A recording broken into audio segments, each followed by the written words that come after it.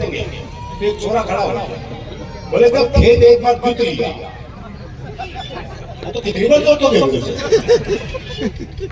वो हमारे हरियाणा में गांव में स्कूल के पास ही शमशान घाट था, तो गांव में कोई मरता स्कूल की छुट्टी हो जाती, तो बच्चे बड़े खुश हुए, सही जगह स्कूल है। वो एक दिन 8-10 बालक स्कूल जा रहे थे, तो स्कूल के बाहर 2 बूढ़े बैठे बीड़ी पी रहे थे। तो एक छोरा बोला, हमारी 2 छुट्टियां तो बाहर बैठी बीड़ी पी रही हैं। बोले छुट्टियां हैं, वो तालियां बजाने में तो कंजूसी करते हैं। जोरदार तालियां, जोरदार तालियां। कितना टाइम लेना ये बता देना। हाँ बहुत अच्छे, 1 घंटा। ये इतने कलाकार आए हैं, इनका भी मांगे तो पूरा ही मांगो, थोड़ा भी दे मांग रहा है। और जहाँ तक प्रेम का मामला है, तो आप जानते हैं प्रेम तो हरियाणा में ब्याह के बाद ही हो गए। ब्याह से पहले प्यार कर ले तो पेड़ पे लटके मिले। हमारे यहाँ प्रेम सबसे मुश्किल काम है, लेकिन हमारे यहाँ प्रेम में भोलापन बहुत है। वो प्रेमी ने प्रेमिका से कहा, अगर तू मेरी नहीं हुई ना तो मैं तुझे किसी की नहीं हूँ। बोला तो तेरी हो जाऊंगा तो सबकी होने देगा।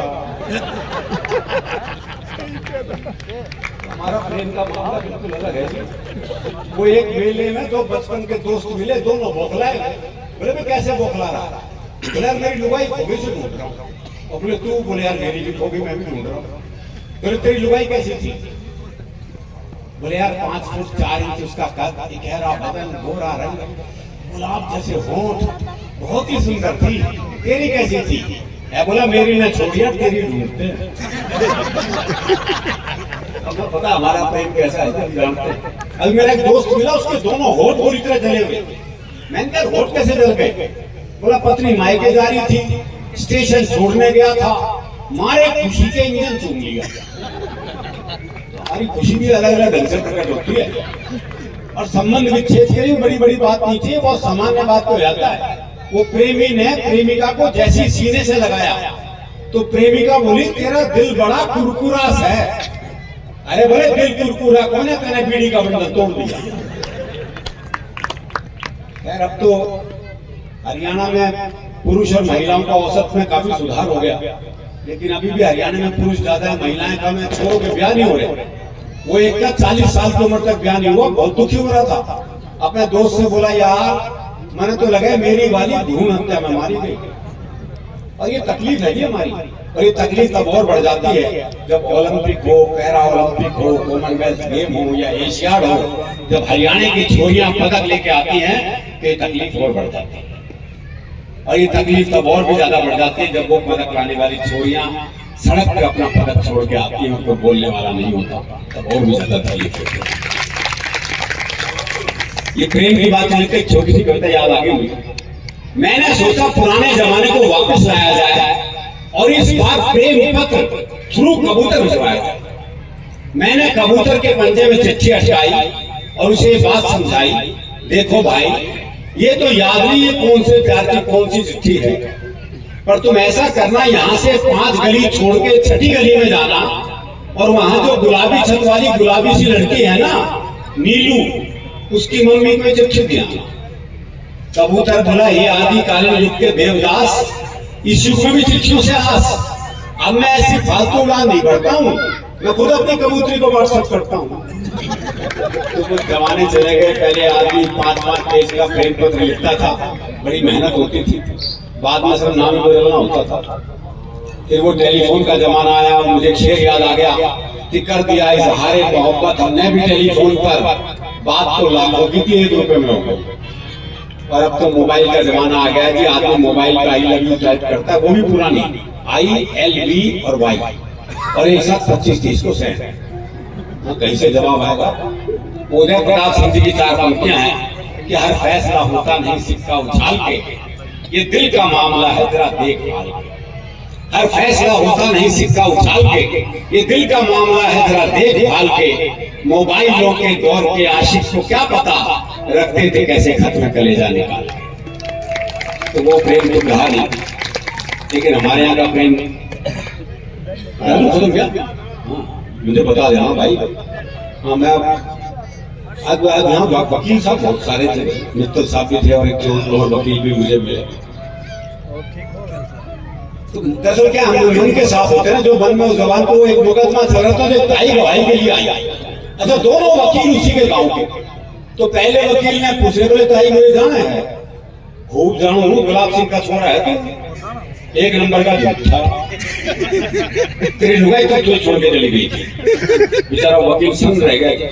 उसने दूसरे वकील की तरफ इशारा कर दिया, और ताई से जाना है, अच्छी तरह जानो हूँ, करनेल गाड़ी का छोरा है, एक नंबर का याश, तेरी लुगाई से भी इसका चक्कर था। भाई साहब जज ने कोर्ट स्थगित की, अपने चैम्बर में गया, दोनों वकील बुला, बोले खबरदार ताई से मेरे बारे में कुछ पूछ लिया। इतना साफ मामला है, और ये साफ मामला रहना भी चाहिए, ये साफ मामला रहना चाहिए। हम तो साफ दिल के आदमी है। अच्छा, हमारे यहाँ काम वही कर सकता जो यही का, जैसे डॉक्टर है कोई और प्रदेश का आके डॉक्टरी करने लग जाए, कर ही नहीं सकता, क्योंकि मेरी बीमारी ऐसी बताओगा। बोले डॉक्टर साहब काट दे, मैं कुछ धुम्मा सा उठता है।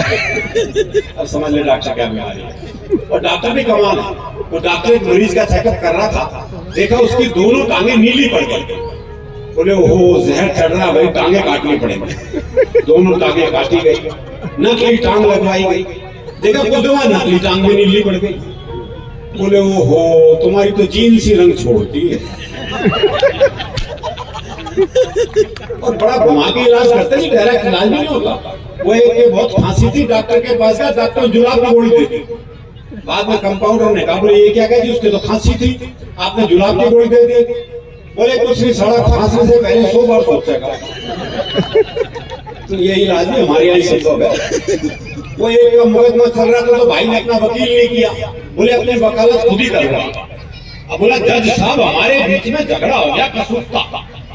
अब जज को समझ में नहीं आया, बोले भाई तुम क्या कह रहे हो, मेरे समझ में नहीं आ रहा, तुम अपने लिए कोई वकील कर लो।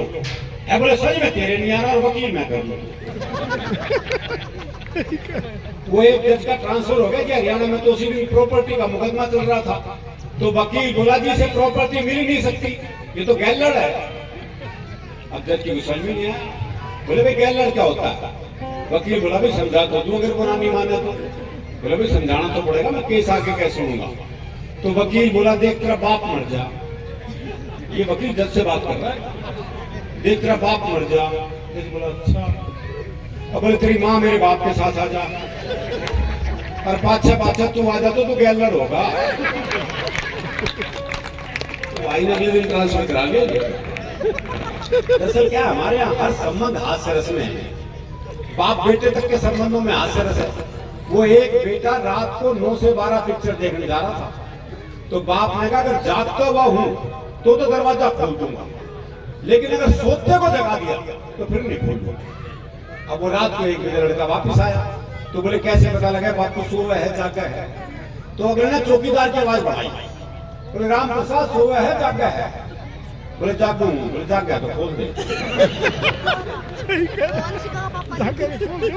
तो जब ये संबंध ऐसे, तो बाकी संबंधों की तो आप कल्पना कर ही सकते हो। सास बहू दामाद ये तो हाथ तरह से भरी पड़े। वो एक बहू जो है पियर पहुंची अपने मायके गई, तो माँ ने पूछा, बोले बेटी दामादो खाने में क्या पसंद है। बोले जी बथुआ बहुत पसंद है। अब जब दामाद बहू को लेने में तो बथुए का साग, बथुए की भुर्जी, बथुए का रायता, बथुए की रोटी, बथुए का पराठा, और तो और सलाद में ही बथुआ। तो बोला 2 मिनट तो थाली देखता रहा। फिर बोला सासू इस तथ्य में बथुए खेत में छोड़ जाती है। हाँ चलता रहता हूँ बैठा बैठा। वो एक और दामाद पता ससुराल पत्नी को लेने, तो सास का जी नहीं कर रहा था भेजने का, तो उसने बाकी बच्चों से कहा बोले अपने जीजा को समझाओ, और अगर नहीं माने ना तो यूं कहते ना हमारी माता जी के देवी आ जाती है, और जब देवी आ जाती है उनकी बात बनवा के छोड़ती है। बालक पहुंच गए, बोले जी आज अभी नहीं भेजेंगे, उन्होंने लेके जाना। बोला ऐसा हमारी माता जी के देवी आ जाती है, और जब देवी आ जाती है अपनी बात मनवा के छोड़ती है। बोला देवी आ जाए देवा आ जाए, मैं तो लेके जाऊंगा। थोड़ी देर बाद साथ जो है वो बार बार बिखेर के आ गई। बोली देवी आ गई ना भेजूं, देवी आ गई ना भेजूं, देवी आ गई ना भेजूं। दामाद थोड़ी देर ड्रामा देखता रहा, इतना भैरव आ गया लेके जागा। तो बड़ा भैरवनुमा मामला है जी। बहुत बहुत आभार व्यक्त करता हूँ, इतना समय आपने दिया, इतने मन से आपने सुना, और एक बार मेरे लिए विदाई की तौर तालियां तो बजा दो। जोरदार तालियां हो जाओ। Hello hello